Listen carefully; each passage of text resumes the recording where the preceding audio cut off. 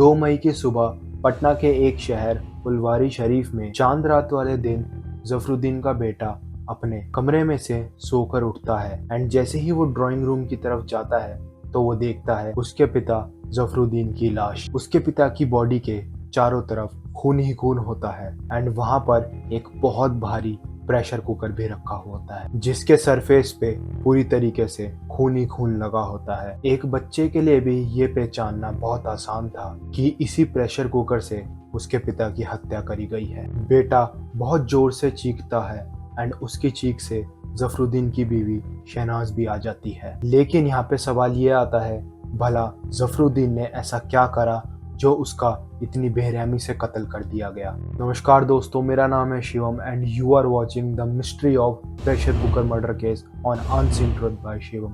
तो शुरू से शुरू करते हैं। शहनाज फुलवारी शरीफ में ही पैदा हुई थी एंड उसने स्कूलिंग भी अपनी वहीं से कंप्लीट करी थी। अब इस टाइम तक शहनाज की उम्र शादी की हो चुकी थी, तो उसके माता पिता भी लड़का देखना शुरू कर देते हैं उसके लिए। शहनाज के घर के कुछ ही दूरी पर उसके माता पिता को एक लड़का पसंद आया, जफरुद्दीन नाम का, जो कि बाय प्रोफेशन इलेक्ट्रिकल इंजीनियर था एंड जिसकी जॉब सऊदी अरेबिया में लग गई थी। अब शहनाज के पिता की मुलाकात जफरुद्दीन से पहली बार होती है एंड पहले ही मुलाकात में जफरुद्दीन शहनाज के माता पिता का दिल जीत लेता है एंड दोनों शादी के लिए भी मान जाते हैं। उसके बाद दोनों की शादी बहुत ही धूमधाम से करी जाती है क्योंकि शहनाज भी बहुत वेल टू डू फैमिली से बिलोंग करती थी एंड जफरुद्दीन भी काफी अच्छा अर्न करता था सऊदी अरेबिया में। शादी के बाद दोनों की लाइफ काफी अच्छी चल रही होती है।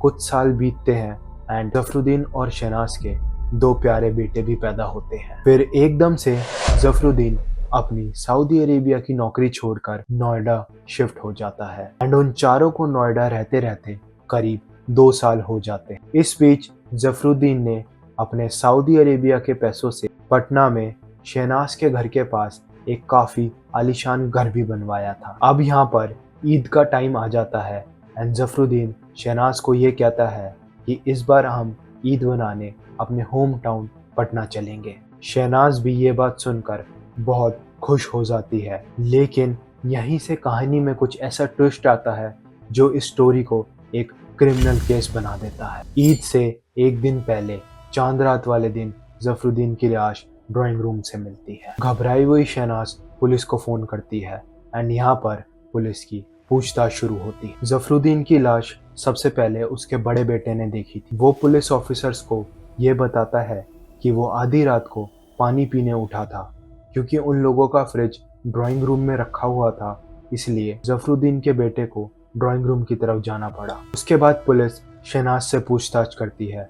शहनाज बताती है कि रात को जफरुद्दीन और उसके दोनों बेटे शॉपिंग कर आए एंड उन चारों ने साथ बैठकर खाना खाया, लेकिन उसी दिन की रात को 3 बजे उसको कुछ आवाज़ सुनाई देती है। शहनाज जैसे ही अपने रूम से बाहर आती है तो वहाँ पर उसको 2 लोग काला मास्क पहने हुए दिखते हैं एंड वो दोनों जैसे ही शहनाज को देखते हैं तो उस पर हमला कर देते हैं। वो दोनों मेरे साथ छीना झपटी करते हैं एंड मेरी गले की चेन भी खींचकर ले जाते हैं।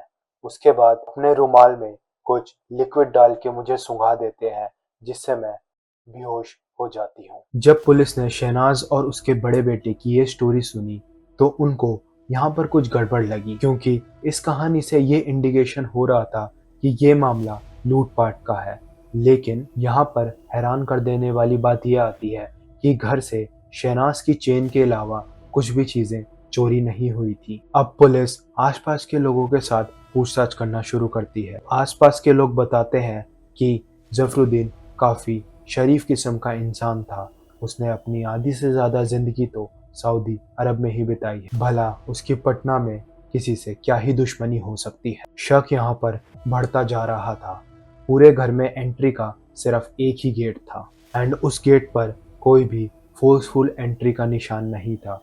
वो अपनी पोजीशन में बिल्कुल इंटैक्ट था। पुलिस ये बात लेकर जब शहनाज के पास पहुंचती है तो शहनाज कहती है कि वो शायद गेट बंद करना भूल गई होगी। यहाँ से पुलिस का दिमाग और ज़्यादा घूमता है क्योंकि अक्सर ये देखा जाता है जब घर में एक ही गेट हो तो उसको बंद करने के बाद भी घर के बाकी सदस्य भी एक बार चेक करते हैं कि वो अच्छे से बंद हुआ कि नहीं। इस टाइम पे पुलिस के रडार पर सिर्फ शहनाज होती है। पुलिस शहनाज से उसका फोन मांगते हैं, लेकिन उसके फोन में भी उनको कोई भी सबूत नहीं मिलता। इन्वेस्टिगेशन चलती जा रही थी, लेकिन पुलिस के सामने कोई भी सबूत नहीं आ रहा था जो गुनहगार को ढूंढने में उनकी मदद करे। दिन बीतते जा रहे थे एंड कुछ भी सबूत हाथ ना लगने के कारण पुलिस शहनाज और जफरुद्दीन के रिश्तेदारों के पास पहुंच जाती है एंड वहां से उन सब से पूछताछ करना शुरू करती है। शहनाज की साइड के रिश्तेदारों से एक बहुत कॉमन कहानी सुनने को मिलती है कि जब शहनाज 5th क्लास में थी तो उसकी दोस्ती एक कमल नाम के लड़के से हो गई थी जो उसी की क्लास में था। लेकिन इन दोनों की कोई नॉर्मल दोस्ती नहीं थी। बहुत सारे बच्चों ने उन दोनों को हाथ में हाथ डाल के पूरे स्कूल में घूमते हुए भी देखा था एंड काफी बच्चों ने तो उनको इंटीमेट होते हुए भी देखा था।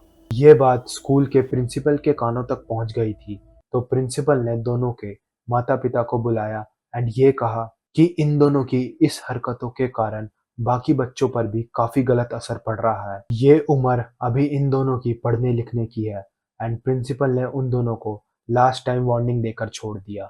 लेकिन शहनाज और कमल का सिलसिला कंटिन्यू चलता रहा। दोबारा प्रिंसिपल को बात पता लगने पर वो शहनाज और कमल को स्कूल से रस्टिकेट कर देते हैं। एज शहनाज एक अच्छी फैमिली से बिलोंग करती थी, तो उसके पिता उसका एडमिशन किसी दूसरे स्कूल में करवा देते हैं। लेकिन कमल एक पुअर फैमिली से बिलोंग करता था, तो वो सोचता है कि आगे पढ़ाई कंटिन्यू करने का कोई फायदा नहीं है, उसे कोई काम ढूंढ लेना चाहिए एंड जल्दी से जल्दी पैसे कमाकर शहनाज से शादी कर लेनी चाहिए। ये बात शहनाज के माता पिता को भी पता लग गई थी, लेकिन फिर भी वो दोनों शहनाज और कमल की शादी के लिए नहीं मांगे, क्योंकि कमल उस टाइम पे बेरोजगार था एंड उसने अपनी पढ़ाई भी पूरी नहीं करी थी, जिससे उसे किसी भी अच्छी जगह नौकरी भी नहीं मिल रही। आसपास के लोग शहनाज के बारे में तरह तरह की बातें करने लग जाते हैं एंड उसके माता पिता को चिंता हो जाती है कि ये बातें कहीं शहनाज की शादी में ऑब्स्टिकल ना बन जाए। इसलिए उसके माता पिता शहनाज के लिए जल्दी से जल्दी लड़का ढूंढना शुरू कर देते हैं एंड फिर एंट्री हो जाती है जफरुद्दीन की। जफरुद्दीन को ज़्यादा छुट्टियां नहीं मिलती थी। वो अपने ऑफिस से कुछ दिनों की छुट्टी लेकर इंडिया वापसी आके शहनाज से शादी कर लेता है एंड उसके बाद फिर वो वापसी सऊदी अरब चला जाता है। यहाँ पर शहनाज की शादी हो जाती है, लेकिन शहनाज के दिल में कमल के लिए प्यार बिल्कुल भी कम नहीं होता। जफरुद्दीन के सऊदी जाने के बाद वो कमल से घुलना मिलना शुरू कर देती है। जफरुद्दीन अपने इन लॉस के घर के साथ में ही एक घर बना लेता है ताकि उसके दोनों बच्चों को अच्छी तरह परवरिश मिल जाए। लेकिन शहनाज को उस घर में और आज़ादी मिल जाती है, क्योंकि वो अपने माँ बाप से दूर होकर भी अपने ही घर में होती है। इस दौरान शहनाज और कमल के बीच नज़दीकियां और ज़्यादा बढ़ चुकी थी। वक्त बीतता जा रहा था एंड शहनाज और कमल का प्यार और ज़्यादा बढ़ता जा रहा था। बात यहाँ तक पहुँच गई थी कि कमल जब शहनाज के घर आता था तो शहनाज अपने दोनों बेटों को उसको अब्बू कहने के लिए बोलती थी। इस दौरान जफरुद्दीन के बड़े बेटे को चीज़ें समझ आने लगी थी कि उसके घर में जो हो रहा है वो सही नहीं हो रहा, तो वो अपने पिता जफरुद्दीन को सऊदी में कॉल करके सब कुछ बता देता है। अब इस टाइम पे जफरुद्दीन को शहनाज के अफेयर के बारे में पहली बार पता लगता है, तो वो नेक्स्ट फ्लाइट लेके ही इंडिया वापस आ जाता है एंड शहनाज को बहुत समझाने की कोशिश करता है कि अब हमारे 2 बच्चे हो चुके हैं, आगे हमारी पूरी जिंदगी पड़ी हुई है, ये सब मत कर। दोनों के बीच बहुत झगड़ा होता है, लेकिन शहनाज को ये बात समझ नहीं आती। उल्टा वो अपने ही शौहर को एक दुश्मन की नज़र से देखने लगती है। अब यहाँ पर जफरुद्दीन को लगा कि शहनाज को समझ आ गया है कि ये सब सही नहीं है, लेकिन शहनाज अपना सिलसिला कंटिन्यू रखती थी। जफरुद्दीन को बहुत फिक्र होती थी, इसलिए वो अपनी सऊदी की नौकरी छोड़कर नोएडा शिफ्ट होने का डिसाइड करता है। नोएडा शिफ्ट होने के बाद जफरुद्दीन वहीं किसी कंपनी में नौकरी करने लगता है एंड शहनाज को भी पटना से बुला लेता है। करीब 2 साल तक शहनाज नोएडा में रहती है। धीरे धीरे जफरुद्दीन को ये एहसास होने लगता है कि शहनाज और कमल अब दोनों टच में नहीं है, क्योंकि पिछले 2 सालों में ऐसी कोई भी चीज़ नहीं हुई थी जिससे जफरुद्दीन को शक हो कि शहनाज कमल से बात कर रही है। जफरुद्दीन को यहाँ पे यकीन हो गया था कि शहनाज बदल चुकी है, इसलिए जफरुद्दीन ने 2 साल बाद ईद अपने पटना वाले घर में बनाने का सोचा इन लॉज के साथ। यहाँ पर जफरुद्दीन ने शहनाज को एक मोबाइल गिफ्ट कर रखा था। वो रेगुलर बेसिस पे चेक करता रहता था कहीं शहनाज कमल से बात तो नहीं कर रही, लेकिन उसको कभी भी कोई प्रूफ नहीं मिला। लेकिन यहाँ पे बेचारा जफरुद्दीन एक बात से अनजान था कि शहनाज के पास एक और मोबाइल है जो कि उसे कमल ने गिफ्ट करा है, एंड उस मोबाइल की सिम भी कमल के नाम पर ही। शहनाज कमल से छुप छुप कर बात करती, कभी बाथरूम में जाकर तो कभी छत पर जाकर।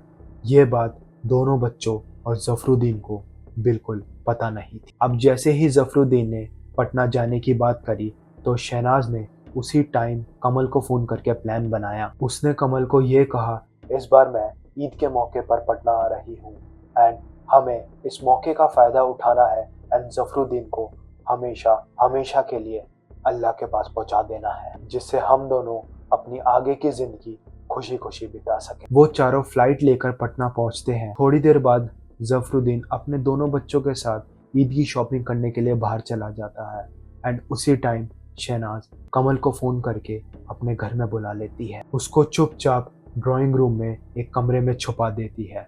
जफरुद्दीन रात को घर आता है। वो चारों टेबल पर बैठकर खाना खा रहे होते हैं। शहनाज ने जफरुद्दीन को मारने की पूरी प्लानिंग कर रखी होती है। प्लानिंग का यहाँ पे पहला हिस्सा होता है कि जफरुद्दीन को बेडरूम में नहीं सोने देना, इसलिए शहनाज कुछ बहाना लगाकर जफरुद्दीन के साथ लड़ना शुरू कर देती है। शहनाज जफरुद्दीन से लड़ाई इस हद तक कर लेती है कि उसको कहती है कि आज तुम ड्राइंग रूम में ही सोओगे। जफरुद्दीन को भी गुस्सा आ जाता है। वो कहता है ठीक है, मैं यहीं पर सोऊंगा। अब उस बेचारे को ये कहाँ पता था कि उसका कातिल ड्राइंग रूम में ही छुपा हुआ है। अब करीब रात के 3 बज जाते हैं। शहनाज कमल को ड्राइंग रूम से चुपचाप बाहर निकालती है एंड किचन में एक बहुत भारी प्रेशर कुकर तैयार होता है। फिर कमल चुपचाप जफरुद्दीन के पास जाता है एंड अपनी पूरी फोर्स से उसके सर पर वो प्रेशर कुकर मार देता है। प्रेशर कुकर का वेट इतना ज़्यादा होता है कि पहले ही वार से जफरुद्दीन की जान चली जाती है, लेकिन कंफर्मेशन के लिए वो उसके सर पर 2 से 3 और वार करता है। ये सब करने में रात के करीब 3:30 बज जाते हैं एंड कमल अपने घर भाग जाता है। शहनाज उसको जाते जाते अपनी चेन दे देती है आगे पुलिस के सामने कहानी बनाने के लिए। उसके बाद शहनाज उसी कमरे में टहलती रहती है एंड इंतज़ार करती रहती है कब उसका बड़ा बेटा जागेगा एंड उसकी कहानी पूरी तरीके से एग्जीक्यूट हो जाएगी। लेकिन शहनाज यहाँ पर एक बात से अनजान थी कि पुलिस कातिल तक पहुंचकर ही रहती है। इस केस में शहनाज और कमल दोनों को जेल हो जाती है। लेकिन मेरा सिर्फ एक ही सवाल है, उन 2 बेचारे लड़कों की क्या गलती थी जिन्होंने अपना बाप खो दिया, वो भी सिर्फ एक अयाश माँ के चलते। ये केस यहीं तक था। ऐसी ट्रू क्राइम डॉक्यूमेंट्रीज देखने के लिए हमारे channel unseen truth by Shivam को सब्सक्राइब करके सपोर्ट करें। Thank you so much.